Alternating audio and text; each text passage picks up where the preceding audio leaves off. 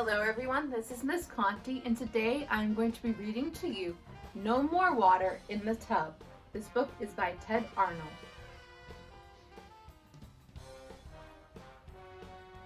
In a bathroom near the top floor of a tall apartment building, William was ready for his bath. Walter had finished, and fresh water was running into the tub. "Get in, William," said Mom. "Walter, keep an eye on your brother. Leave the faucet on another minute, and then no more water in the tub." "Aw, Mom," William said as he climbed in. "I like it deep." "You heard me. 1 minute." She closed the bathroom door as she left. Walter reached for the tub faucet. "Not yet," William yelled. "I'm turning it on faster," Walter answered, "so you'll get more water in 1 minute. Let's see how fast it'll go." He twisted the cold water handle and water gushed into the tub. "What if I turned it all the way until—" It came off! Water blasted out of the fixture. In an instant, the bathroom flooded. The tub broke loose and floated away from the wall. When Mom looked in to see what all the racket was, water burst through the door, taking the tub with it. Down the hall, William sailed, leaving Mom and Walter behind. Picking up speed, he passed the kitchen and the living room, heading for the front door. It opened. "I'm home," said Dad. Then out the door and down the steps went William in his bathtub. In the apartment below, Miss Mabel Hattie was serving tea to her bridge club members when she heard a bump at the door. "That must be Betty at last," she said. As Mabel opened the door, she complained, "Why are you always so late?" But it was William who answered, "I didn't know you were expecting me." As a wave of water tipped Mabel backward, William rode his bathtub into the room. He circled the card table and followed the rushing waters back the way he came. Then out the door and down the steps went William in his bathtub. Out went Mabel on the table. One floor down, Sue and Vern Maddie were watering their houseplants when they heard a knock. Expecting pizza to be delivered, Sue quickly answered the door. "You're not our regular pizza boy," she sputtered as William surfed into the room, followed by Mabel. Waves rolled through the apartment, crashed against the back wall, and turned. Then out the door and down the steps went William in his bathtub. Out went Mabel on the table. Sue and Vern clung to a fern. Downstairs, Uncle Nash stepped into the hall to take out the garbage. He felt a drop of water and looked up.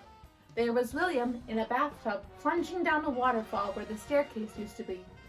"I see your folks are having plumbing problems," Uncle Nash said as the churning water swept him off his feet. Past the door and down the steps went William in his bathtub. Down went Mabel on the table. Sue and Vern clung to a fern. Uncle Nash sat in the trash. Patty Fuzzle was just about to put her last jigsaw puzzle piece into place. She heard a knock and thought her sister Natty was home from babysitting. But when she opened the door, it was William and the upstairs neighbors who spilled into the room.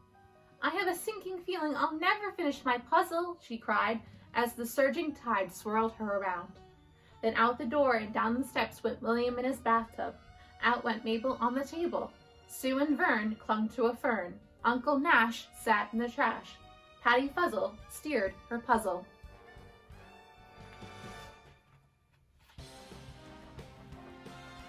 While Mr. and Mrs. Hanratty were out, Natty Fuzzle was babysitting little Dottie. They were in the bathroom, reading a story, when they heard a key in the front door. "That must be your mom and dad," said Natty. Then she heard water roaring down the hall toward the bathroom. William's tub pushed the Hanrattys inside.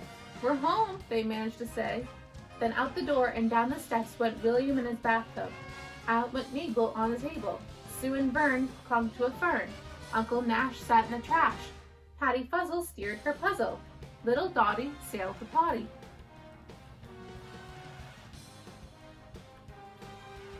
Downstairs, the Furling-Gatty string quartet had been practicing all evening.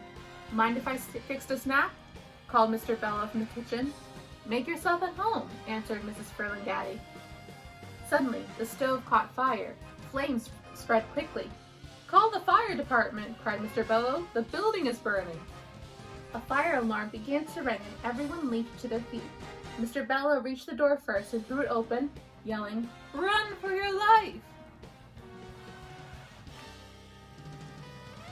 "But I just got here," said William. He and the neighbors stormed in on a tidal wave that flooded the burning apartment. Flame hissed. Smoke and steam filled the air. Just as quickly as the fire had started, it was gone and the water began draining away. Then out the door and down the steps went William in his bathtub. Out went Mabel on the table. Sue and Vern clung to a fern. Uncle Nash sat in the trash. Patty Fuzzle steered her puzzle. Little Dottie sailed the potty. Mr. Bello rode his cello. Fire trucks and crowds of people arrived as William clattered down the front steps of the building. The tub ran aground in the street, and William's neighbors washed up beside it. "Good work putting out that fire, son," said the fire chief. "You are a hero." He hung a heavy medal around William's neck, and everyone cheered. Then they all went home, Walter said. The end.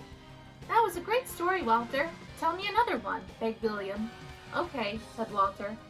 William forgot all about turning the water off in 1 minute. The bathtub overflowed and quickly flooded the floor. Mom threw open the door and screamed, "No more water!" But she was too late. The tub broke loose and floated away from the wall. Then out the window and down the fire escape went William in his bathtub.